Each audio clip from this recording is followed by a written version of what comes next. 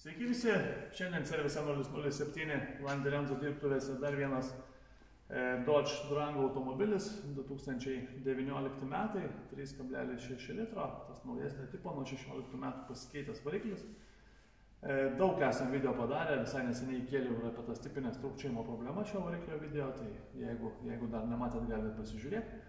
O labai trumpai šiame video galiu tik paminėti, kad variklis važiuoja puikiai dujomis, jokių trūkčiojimų nėra ir būti negali be abejonės, važiuoja tikrai sklandžiai, visuose diapazonuose yra tinkamas kuro mišinys, kuro normos, vadinasi, turim puikią automobilio dinamiką, geras kuro sąnaudas ir aplamai malonų važiavimą. Tai tam, kad visa tai būtų tiesa, reikalinga be abejonės ne tik gera dujinė įranga, geros komplektacijos visa sistema, bet be abejonės ir tinkamai atlikti dujinės įrangos montavimo darbai, ir kalibravimo bei testavimo taipogi nemažiau svarbus etapas, kurį reikia tinkamai padaryti.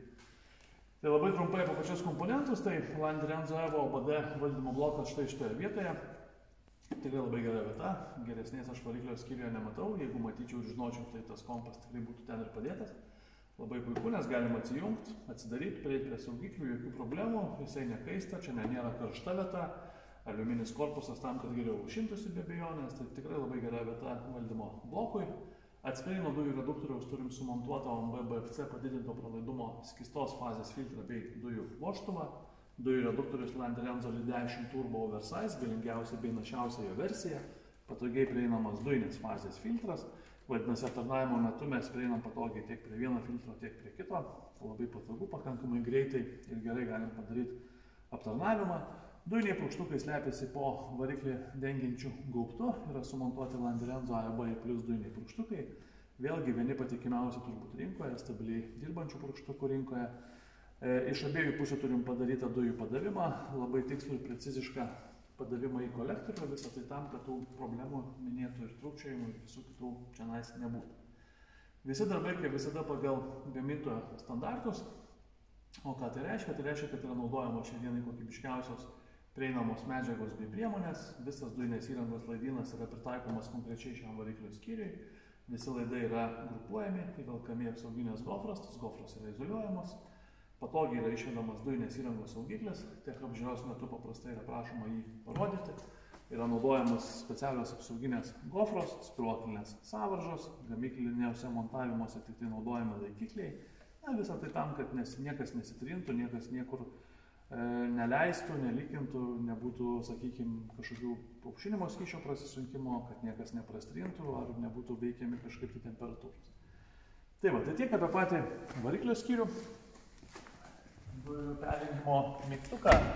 Čia vėlgi visokiausių būna komentuotojų, sako, kad ta vieta nepatogi, bet vėlgi nei aš, nei komentuotojai sprendžia apie jo vietą, sprendžia klientas, tai šiuo atveju klientas norėjo vietos štai čia ir bent jau mano asmeninė nuomonė, tai yra tikrai turbūt pati geriausia vieta dujų mygtukui.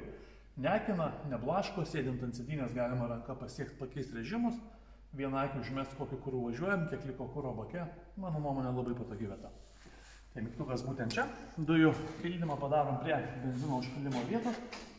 Atsidarom dangtelį ir matom, reiškia, pildymo vietas. Galim piltis tiek benziną, tiek dujas. Atsisukam aišku kamštelį, prisijungiam pistoletą ir pasijungiam dujas, atlikiam pildymą, viską uždarom. Pildymas baigtas. Na, dujų balionas yra sumontuotas atsarginio rato vietoje, štai čia apačioje. Vėlgi vieni nori, kad truputį jisai būtų mažesnis ir mažiau matytųsi, nors iš tikrųjų mašina masyvi.